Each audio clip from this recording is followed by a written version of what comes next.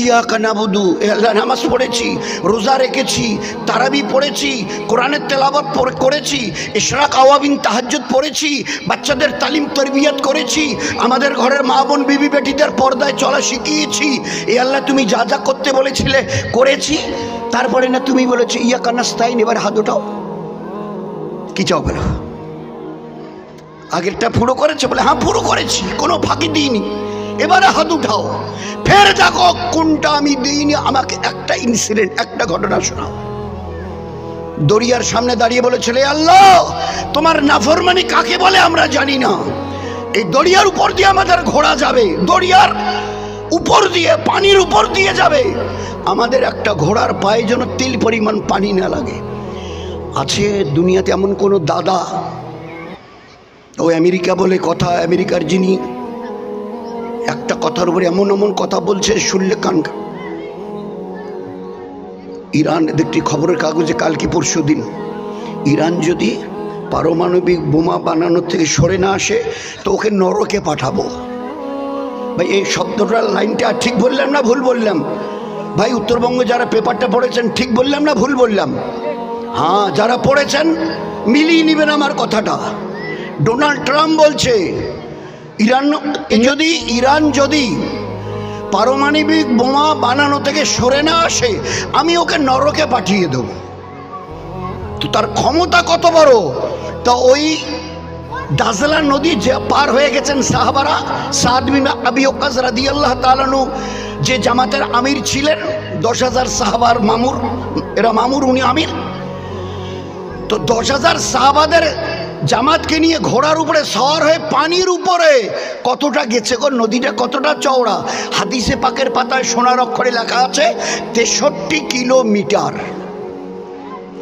এবারে যদি গোটা দুনিয়ার বড় তার বড় তার বড় তার বড় দাদাদের বলি, আমাদের এই নদীটার নাম তোরসা, 1 ফারলঙ্গ চওড়া হবে না, 30, 40, 50, 60 হাত।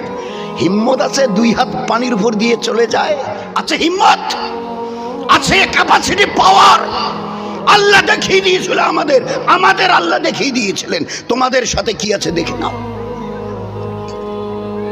63 কিলোমিটার চওড়া দরিয়া, নাম তার দাজলা। 10,000 সাহাবাদের জামাত, জিম্মেদার সাদ বিন আবি ওয়াক্কাস রাদিয়াল্লাহু তাআলা আনহু ঘোড়ার উপরে সওয়ার হয়ে ওপারে চলে গেছে। খোদার কসম একটা ঘোড়ার পায়ে 1 বিন্দু পানি স্পর্শ করেনি। পানির উপর দিয়ে যখন ঘোড়া চলছিল, পাকার উপরে ঘোড়া চললে যেভাবে খটখট খটখট খটখট আওয়াজ হয়, ওইভাবে আওয়াজ করে দরিয়া পার হয়ে চলে গেছে। This was our life. This was our life. এই ছিল আমাদেরই জীবন, এই ছিল আমাদেরই জীবন। 300 জনের জামাত দরিয়ার কিনারায় চলতে চলতে চলতে চলতে, আমি সাহেব একটু দাঁড়ান, যার কাছে যা যা ছিল পয়সা কড়ি খাওয়া দাওয়া কিচ্ছু আর নেই। খালিয়াতে কীভাবে সফর হবে বলুন কীভাবে খালিয়াতে এবার আগে বাড়বো? জিম্মেদার বলছে ভাই রুট যেখানে ওখানে যেতে হবে। বলে হ্যাঁ সে তো যাবো, কিন্তু খাবোটা কি? আমাদের কাছে যার যা ছিল, খেজুর वगैरह এটা ওটা ছাতু মাতু যা যা ছিল, পয়সা করি সব কারো কাছে একটা সিকি পর্যন্ত নেই। তো বলে অত সব আমি জানি না, সফর পুরো করতে হবে, পাতলো। সাথীরা বলছে যে হুজুর পা তুলতেই হবে? বলে হ্যাঁ, যেখানে রুট ওইখানে যাবো, বাকি বলে আমাদের তা মশলা, বলে ওটা আমি বলতে পারবো না, ওটা আল্লাহ বুঝবে। ও জিম্মেদারি আল্লাহর। কোরআনের ও আয়াত পড়ুনি, ইন তানসুরুল্লাহ ইয়ানসুরুকুম, তোমরা আমার দিনের জন্য সাহায্যকারী বনো, তোমাদের যা কিছু প্রয়োজন আমি আল্লাহ তোমাদের জন্য সাহায্যকারী বলবো। আমার দিনের জন্য একটু পা চালাও, একটু হাত বাড়াও, একটু জবান খোলো, প্যার মহব্বতের সঙ্গে লোকের সঙ্গে দুটো কথা বলো, তারপরে যেটা করতে হয় ওটা আমি আল্লাহ করে দেব। তো আমি সাহেবের কথা শেষ হওয়ার পরে বলছে আমি সাহেব চলেন, বুঝে গেছি আর সব করে আল্লাহ পাবে না, চলেন আগে বাড়েন। তো দরিয়ার কিনার দিয়ে এই কথা শেষ করে যখন আগে বেড়েছে, তো এদের এই 300 জনের জামাতের কাউকে দরিয়ায় নামতে দেয়নি। একটা আস্ত মাছ লাফ কেটে ওদের সামনে পড়েছে, একটা দরিয়ার মাছ লাফ কেটে ওদের পায়ের কাছে পড়েছে। এই 300 জন আপনারা সব উস্তাদ লোক, আমি তো মুখ্য সূক্ষ্ম, 300 জনের জামাত 18 দিন খেয়েছে। আচ্ছা, এই 300 জন যদি 18 দিন খায়, তো একবেলা যদি খায়, তো 300কে 18 দিয়ে গুণ করলে কত হবে ভাই? আর তাড়াতাড়ি কর না, 3 18 54 কি 100 না 540? কোনটা বলেন না? আরে ভাই ভাই তো আমরা, বলেন না। 300 দিয়ে 18কে গুণ করলে কত হয়? 5400। আচ্ছা, 2 বেলা যদি খায় তো 10,800, মানে 200 কম 11,000। 11,000 লোক, 11,000 লোক সাহাবা ওই মাছটা খেয়েছে। ওই মাছটা খেয়েছে 11,000 লোক। ওই আল্লাহর কসম দিয়ে বলছি, এই মাছের 100 ভাগের 1 ভাগ খেতে পারেনি। এই মাছটা কত মনের, কত টনের ছিল বলুন না? দেখেছো আমার মদত? বলো না, খাও না, কত খাবে তোমরা? একটু আগে বলছিলে না একটা খেজুর না একটা পয়সা, খাও দেখি কত কত কত খাবে। তো 18 দিন ওদের সবর বাকি ছিল, দুবেলা খেয়েছে 300 জামাত।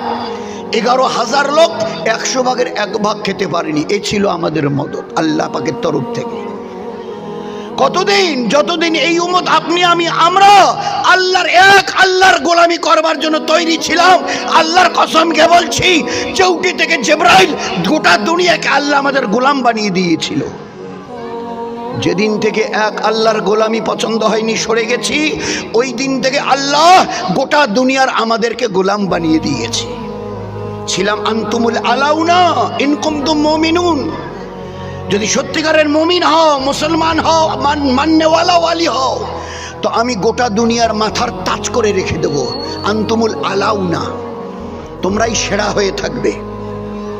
কতদিন? যতদিন আমার মান্যওয়ালা হবে। যেদিন থেকে মানা ছেড়ে দিয়েছে এক আল্লাহর, আমার তো 5-7-10 জন নেই, এক আল্লাহ। যেদিন থেকে এক আল্লাহর গোলামি আমাদের পছন্দ হয়নি, ছেড়ে দিয়েছি, ওই দিন থেকে গোটা দুনিয়ার আল্লাহ আমাদের গোলাম বানিয়ে দিয়েছে। ছিলে মাথার তাজ হয়ে, এখন পায়ের জুতোর কাছে চলে আসো, তাই হয়ে গেছে। নয়তো, কসম দিয়ে বলছি, নয়তো গোটা দুনিয়ার এমন কোন তাকত ছিল না মুসলমানকে লাল চোখ দেখায়। কসম দিয়ে বলছি, হিম্মত ছিল না কারো। ও লাল করবার আগে আল্লাহ তার চোখ ফুড়ে দিত, হাত বাড়াবার আগে আল্লাহ তার হাতকে আল্লাহ পাক দেখিয়ে দিত, পা চালাবার আগে পাকে আল্লাহ অচল করে দিয়ে দেখিয়েছিল। এই ছিল আমাদের এই জীবনের ব্যবস্থার অবস্থা। আর সেখান থেকে লক্ষ কোটি মাইল দূরে। মান্যওয়ালা একটু চেষ্টা করে বনো, তারপরে কি প্রয়োজন আমাকে বলো, বলো আমাকে কি চাইছো? আবু হুরায়রা রাদিয়াল্লাহু তাআলা আনহু, আল্লাহ রাসূল, আমাকে তো দিনের কাজ করতে হবে, শুধু একটু দোয়া করে দেবেন। অভাবের কারণে যেন দিনের মেহনত বন্ধ না থাকে, অভাবের কারণে যেন দিনের তাগাজা, ওই ব্যাপারে কোনো রকম কোনো গরিমসি আমি যেন না করি, খালি একটু দোয়া করবেন। হুজুর বার কয়েক লক্ষ্য করেছে, আবু হুরায়রা, এ মসজিদে আসতে তোমার একটু দেরি হলো কেন? আল্লাহ রাসূল, আজান শোনার সঙ্গে সঙ্গে ঘর থেকে বেরিয়েছি, কেন বাড়িতে তো পুরুষ মানুষের নামাজের জায়গা নয়, পুরুষ মানুষের নামাজের জায়গা হচ্ছে মসজিদ। আর আমাদের ঘরের মা বোন বিবি বেটি যারা আছে তাদের জন্য ঘর মেয়ে পুরুষদের নামাজের জায়গা নয়। আল্লাহ রাসূল যখন এই মসজিদে নববীতে আজান শুনি, সঙ্গে সঙ্গে ঘর থেকে বেরিয়ে আসি। মসজিদে আপনার পিছনে নামাজ পড়তে হবে, এই 10-20-30 হাত যেতে না যেতে মাথার চক্কর দিয়ে পড়ে যেতাম। কেন কেন কেন? হুজুর বলতে দেরি করে আসো কেন? তো বলে মাথার চক্কর পড়ে। কেন ভাবে চক্কর দিতে? আল্লাহ রাসূল 3 দিন 4 দিন 5 দিন ধরে পেটে কিচ্ছু পড়তো না। 3 দিন ধরে ভুখা, 4 দিন থেকে ভুখা, 5 দিন থেকে ভুখা, মানে ভুখের কারণে মাথার চক্কর দিয়ে আমি পড়ে যেতাম। লোক মনে করতো মির্গি রোগী, জুতো সমেত আমার এই গর্দানে পা দিয়ে একটা করে ডলা দিয়ে চলে যেত। ওই জামানায় নাকি ওইভাবে মির্গি রোগীর চিকিৎসা হতো। লোক মনে করতো আমি বোধহয় মির্গি রোগী হয়ে রাস্তায় পড়ে গেছি, আমার ঘাড়ের উপরে পা দিয়ে, জুতো সমেত পা দিয়ে ডগড়িয়ে চলে যেত। আল্লাহ রাসূল, খোদার কসম, আমি মির্গি রোগী ছিলাম না, ভুখার কারণে বেহুশ হয়ে পড়ে যেতাম। এভাবে বহুবার, 1 দিন নয়। হুজুরকে অবস্থা দেখে ওই যে বলতো, হুজুর দোয়া করবেন। আল্লাহ রাসূল, শুধু আপনি যেন দোয়া করেন, বাস, আমি আর কিচ্ছু চাই না।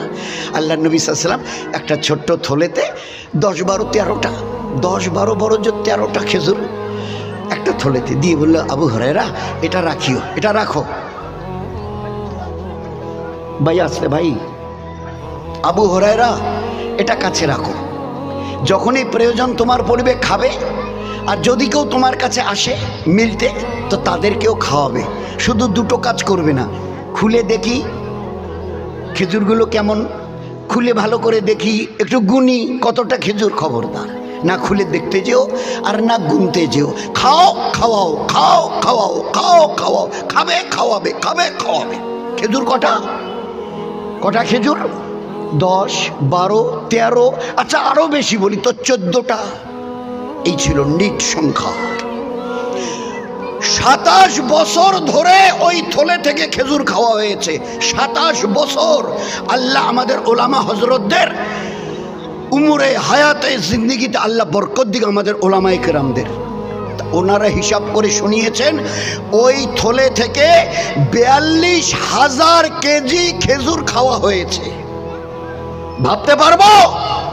We can imagine it present in this situation. এই বর্তমানে এই জামানায় আমাদের কতটা দিল দেমাগে ঢুকবে কি? 12-13টা খেজুর 27 বছর ধরে হিসাব করে পাওয়া গেছে 42,000 কেজি খেজুর ওই থলে থেকে খাওয়া হয়েছে।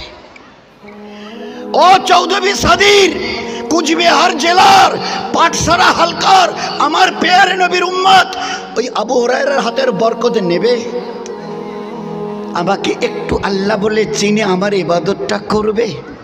আমি আল্লাহ রিটায়ারও করিনি আর আমার খাজানার খেজুর খতমও হয়নি। আমি রিটায়ারও করিনি আর আমার খাজানার স্টকও শেষ হয়নি। আমি ও আল্লাহ যা আবু হুরায়রাকে দিয়েছি, কিয়ামত পর্যন্ত ওই আমল যদি তোমরা করে দেখাও, আমি আল্লাহ প্রত্যেককে ওইভাবে দেব। আমার খাজানা আল্লাহ মেহদুদওয়ালা। কিছু